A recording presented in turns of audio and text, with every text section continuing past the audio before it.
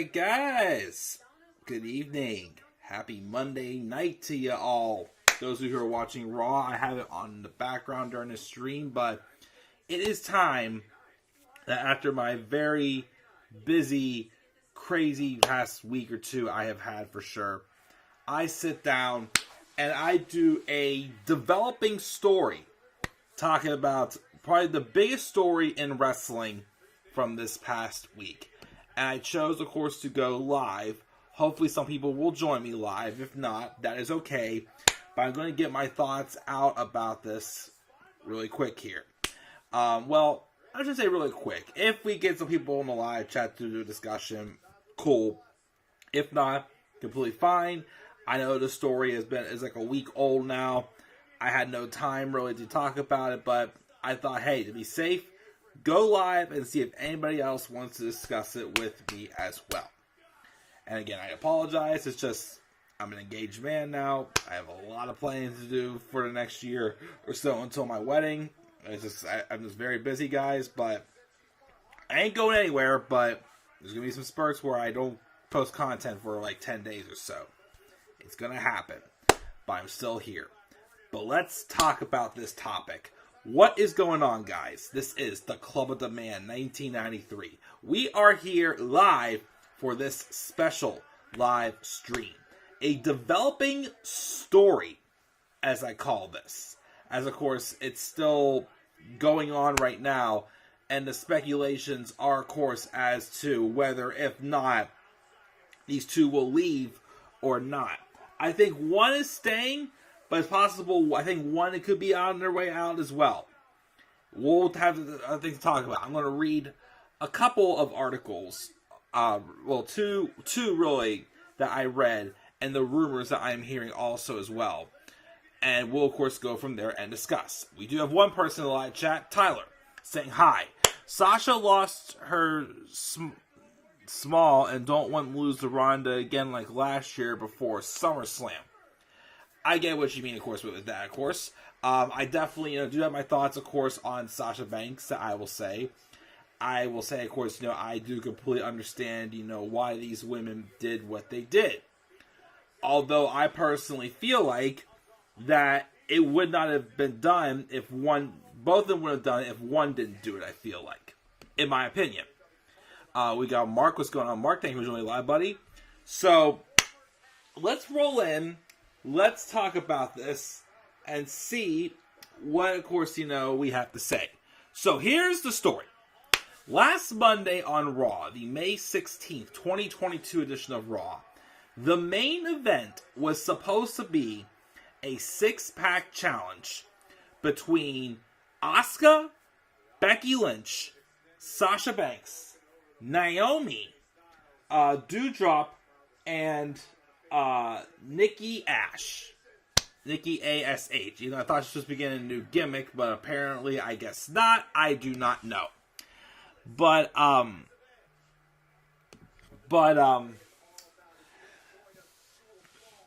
then during the show, they had changed the main event into a one-on-one match with Asuka and Becky Lynch. And everybody at first was just, and I didn't really get to watch Raw live last week because I was busy, because I was in the beginning processes of the beginning of my wedding plan with my fiance now. So I didn't get to watch Raw last week. But I caught on Twitter that they had already changed the main event. And then a few moments later, I then saw that the reason why the main event match was changed was because the women's tag team champions, Sasha Banks and Naomi, both walked out during the show. This is the official statement released by WWE.com. When Sasha Banks and Naomi arrived at the arena this afternoon, they were informed of their participation in the main event of tonight's Monday Night Raw. During the broadcast, they walked into WWE Head of Talent Relations John Laurinaitis' office with their suitcases in hand, placed their tag team championship belts on his desk, and walked out. They claimed they weren't respected enough as tag team champions. And even though they had 8 hours to rehearse and construct their match, they claimed they were uncomfortable in the ring with 2 of their opponents, even though they'd had matches with those individuals in the past with no consequences. Monday Night Raw is a scripted live TV show whose characters are expected to perform the requirements of their contract. We regret we were unable to deliver as advertised tonight's main event. When on earth was the last time WWE really fired that heavy of shots at any superstar whatsoever in a live post? Like, when I read this, it gave me vibes of whenever Dean Ambrose chose not to re-sign, and they went out of their way to, like, give him this, like, hurrah thing. This time, it's more so, like, they're going out of their way to just bash and bury both Sasha Banks and Naomi for them walking out. And I don't know why. Again, like, WWE, anytime they get into a scenario where there's heat with another star, or they know they're losing another star, they don't want to just sit back and take it. They want to control the narrative however they can. And of course, in this scenario, this was the best case of action for them. And even this past Friday on SmackDown, they went out of their way, and of course, also going in this article, going out of their way and saying they are a scripted show, they are rehearsed. Unless it's because, like, the business is exposed not the way it is, why would you go out of your way to basically say that? When people look at your product, frown upon your product not the way it is, you basically go out of your way to even make you guys look even more like shit, and say stuff like that, which I absolutely do not get at all whatsoever. And then the other article I want to read to you guys, it was actually a post I found on Facebook fairly recently. A couple days ago, I think it was. If I can pull it up here. Okay. So this was shared on Facebook. I forgot who it was who shared it. But it says, someone close to Naomi and Sasha Banks, someone on Twitter who was followed by Naomi, was apparently given permission to share their side of the story. You are approached in February as being put in a tag team after both being promised big feuds at WrestleMania. You bite the bullet and put everything you got into being a tag team. It works, you get over, you win the titles at WrestleMania and become merch pushers. 5 weeks into your reign, you show up to live TV and ready to work. You are told you will be in the main event and you are happy. You both are then told that one will be going over from pinning the other. You have questions why that decision was made and how it helps y'all. You request a meeting with your boss to discuss it. Your boss takes the meeting and everything is actually going well. He understands your concerns. The meeting ends well and the match is told to be reconstructed. For some reason, producers get mad about it. You then ask with one of your members going over what happens to your titles. You are told basically that you will just carry the belts. They want to use you both to help both women's champions get more over. Henceforth, the matches they're supposed to be, which I'll explain in a second. Hang on. You are asked for another meeting with your boss, but this time you are being called spoiled. A producer walks away screaming. He comes back and tells both of you to fix your attitudes. Y'all have a brief meeting amongst yourselves and decide to stand up for yourselves. You go to another boss and make it clear you have concerns. You ask why are we even in the match and why aren't any other women You ask why are we even in the match and why aren't other women in it. You ask why your titles have no stories for 2 months. Again, you're met with fix your attitudes. So after one final meeting with yourselves and asking others, you make the ultimate decision as a team. It's sad how one side is trying to create a fucked up narrative. Also, it was asked why were Nikki A.S.H and Doudrop in the match instead of starting their program tonight. Naomi nor Sasha talked down about being in the ring with either one. I don't know how that got flipped. So, I've read rumors, and I still do not know if it's true that they really did have concerns working with two of the people in that match. Which, it'd be dumb to say it'd be Asuka and Becky, because both these women, well, have Naomi and Becky ever had a match? I don't even know if he's ever faced Asuka, in my opinion. So the two people had to have been Nikki A.S.H and Doudrop that they were apparently concerned about, but they claim may not be true. But apparently, the original plan was Naomi was supposed to win that six-pack challenge on Raw. And rumors are that she was supposed to pin her tag team partner Sasha Banks. And then Sasha was supposed to somehow get into a match with Ronda Rousey for the SmackDown Women's title. But of course, both of them were just going to put over the champions. And neither of them like that. First off, you're pinning each other for the titles. And second off, you've given these two absolutely nothing to do since they won the titles at WrestleMania.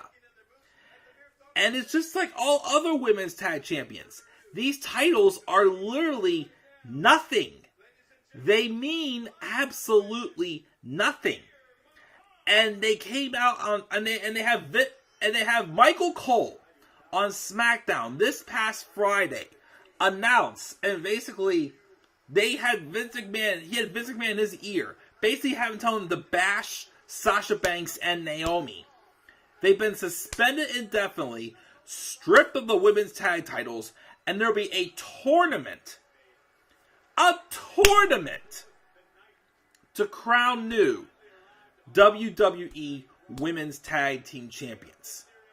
How in the hell can you even have a tournament when there's even no division? And also, why would any women on the face of this planet want to be Women's Tag Team Champions if they literally just give you the titles and they give you absolutely nothing to do with them? These titles, again, are just pointless. And I'm sure that's one reason why Sasha Banks was fueled up and walked out. And I will say this respectfully, I love Naomi. I'm pretty sure, though, if she was not teaming with Sasha Banks, she would not have done this. I feel like this was all orchestrated by Sasha Banks, but I also completely understand why Sasha Banks would do this. But let's talk about them each individually first. Naomi's the one I feel like that after her suspension, I think she will be back. Because, I think her contract here is up soon. Which both these women, actually, believe it or not, their contracts are up soon. So I think some people thought that Sasha Banks had 2 more years on her contract. No, I think her contract is up this year at some point, from what I've heard. But Naomi, I think, is someone who's going to stay. Because she's married to one of the Usos. Personally, though, I will say this. I still think this should have happened a year ago, too, when they moved over to SmackDown. I really think Naomi needs to turn heel and join the Bloodline. It would fit because her husband's in the Bloodline. I also think Naomi, although, her Feel the Glow thing has, had a way for her to stand out. Yes, they could have done a lot more with Naomi because she is definitely much more talented, and the respect they give her, they've really treated her like absolute crap at times over the years.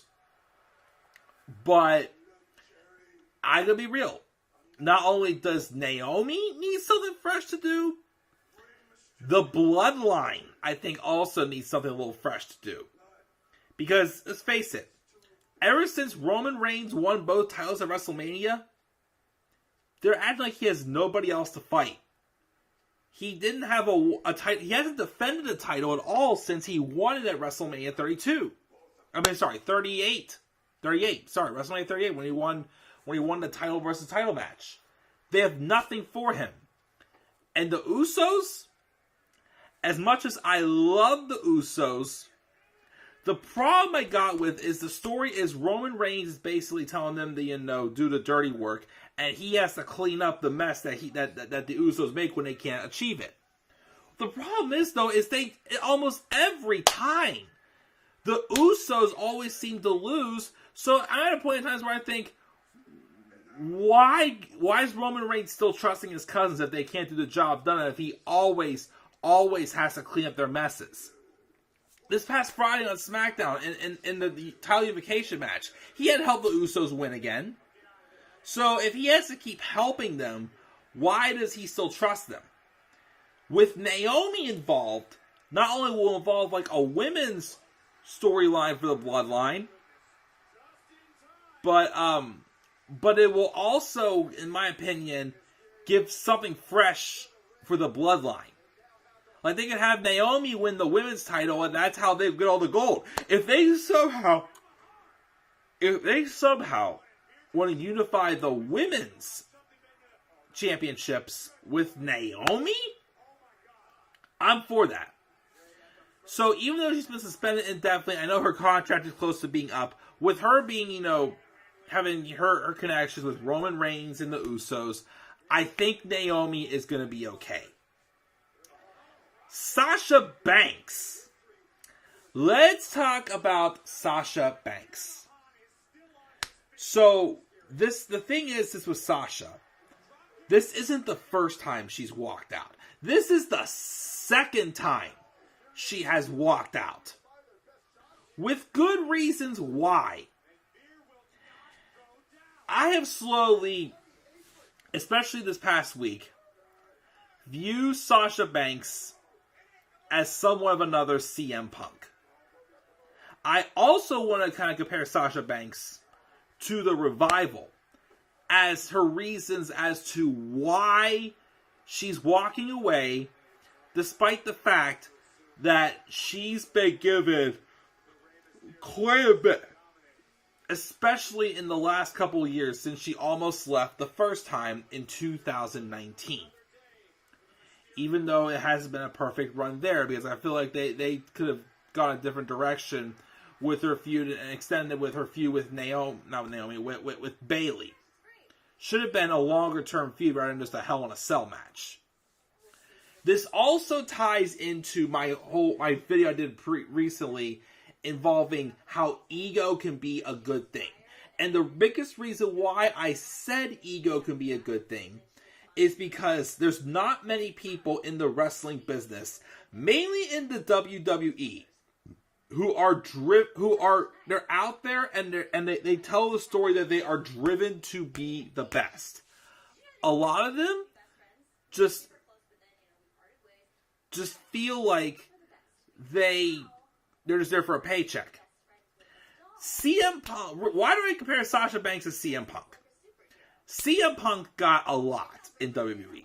He got a long title reign. He got, opportunities. Like, he got a lot. He got 2 Money in the Banks as well. People will say, why did he, was he still not happy? Well, let's just face it. CM Punk wanted to believe he was the best and not just another guy. He flat out said, how Stone Cold said, if you don't think, you want to prove you the best. And Punk told Vince how many times, if you don't think I am the best, get me out of here. And why? Again, because he was goal-driven to be the best. Sasha Banks is goal-driven to be the best. And although, yes, she may have a big ego and think that she is the best, we believe she could be the best. Look at Sasha Banks' career on the main roster. She's had several women's title reigns. All of them except for one were short for the singles titles. Because that's when she was playing hot potato. Anytime she won the title, she could not defend the title in the next title defense. She did finally get a reign as SmackDown Women's Champion. And then, of course, she got to main event night 1 of WrestleMania 37 against Bianca Belair. probably her biggest moment of her career. Even though, of course, she lost it, biggest moment of her career. You know, when she came back after her hiatus in 2019, and she turned heel, and her and Bayley, you know, basically reunited the Boston Hug Connection, but we're still calling them the Golden Role Models. Yes, there was some hiccups in the storytelling, I will be honest. But how it turned into a feud between Sasha and Bayley, it all made sense. They had them on top of the world. They had them both be dual champions with the tag titles and the women's titles. Honestly, those tag titles that felt the most relevant was probably when Sasha and Bayley had them for both reigns that they had the titles. But here's another thing I think why Sasha Banks feels disrespected. Again, they went 2 months, nearly 2 months, with like barely anything to do with these tag titles. Sasha Banks is a pillar to me in the past 10 years. A pillar to women's wrestling. These tag titles were something that she wanted to bring in. That she, of course, fought for herself. So, the fact that even, especially as tag champs, with absolutely no division, no direction, no story, no depth, why would she even want to be tag champ? You know, and then again, it's just like, you know, the reason why I also compare her to the Revival was because when they were interviewed on Talk is Jericho, they mentioned, yes, they gave them a couple runs of the tag titles. But it wasn't just the tag titles they wanted. They wanted to make a statement with that tag team division. Sasha Banks wants to make a statement in the women's division and, of course, with the women's tag division as well. But when you're basically given the titles and you have nothing to work with, how are you going to be remembered? Sasha Banks wants to be remembered more than just being Snoop Dogg's cousin and being in The Mandalorian or whatever the heck it's called. She wants, you just putting a title on Sasha Banks is not enough. She wants something meaningful. That's why, you know, people like, you know, the Revival went to AEW. Because they wanted to have these matches around the world with, like, the Young Bucks, the Briscoes, the Lucha Bros, Red Dragon, of course, probably someday the Hardys. They want to have those matches that you will remember. They want to have these tag title reigns that nobody absolutely will remember. And that's how Sasha Banks is.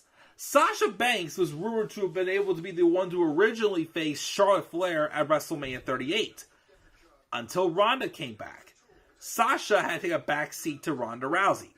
Just for her to fight Ronda, to be told she was going to be fighting Ronda for the SmackDown Women's title at Hell in a Cell, just for her to put her over. So, why would having both your tag champs wrestle the singles titles and lose to put them both over and have no relevancy at all?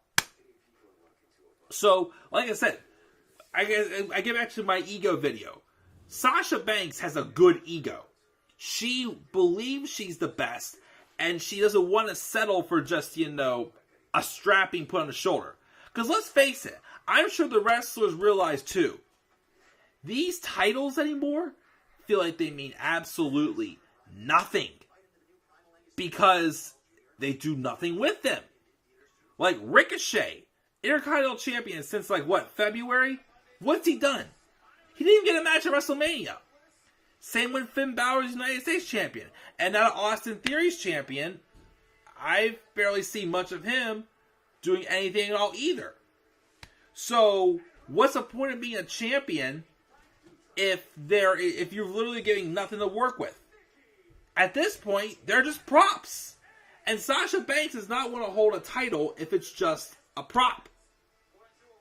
Again, this is the second time she has walked out. And her contract apparently is up soon. Sasha Banks does not need WWE. WWE needs Sasha Banks. And even though I'm pretty sure she wants out, because I'm hearing her contract is set to expire soon, I don't think WWE's going to be able to keep her.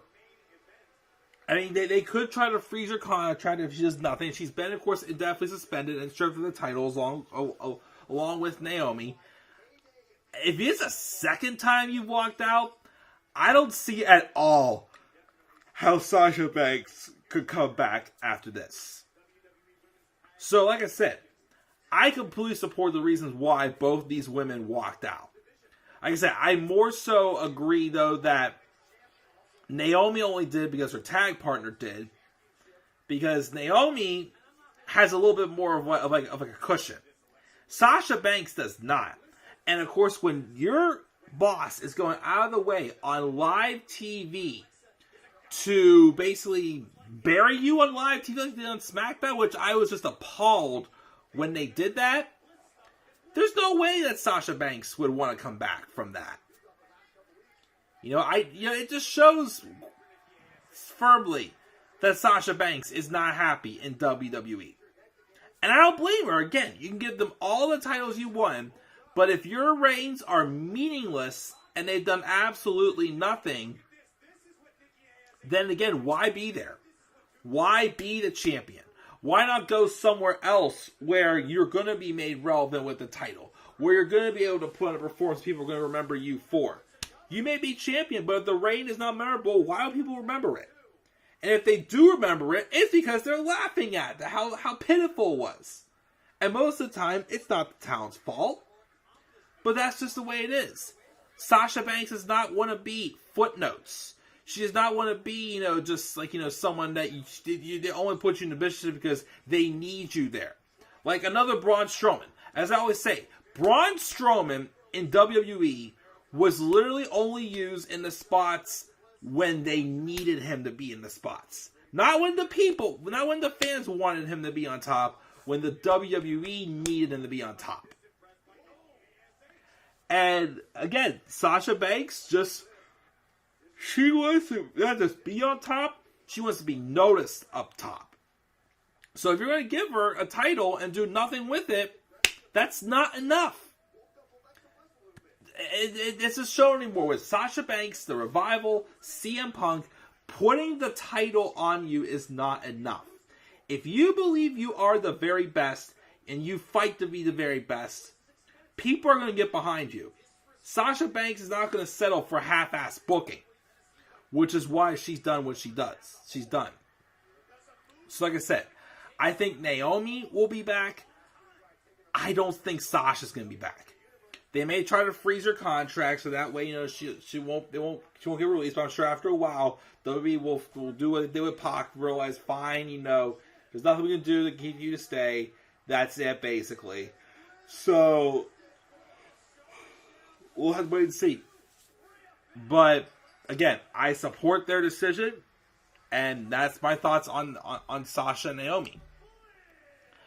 Because Mark had asked me, do you think they pull a pack and stay at home until their contract expires? Like I said, I can see Naomi coming back from this.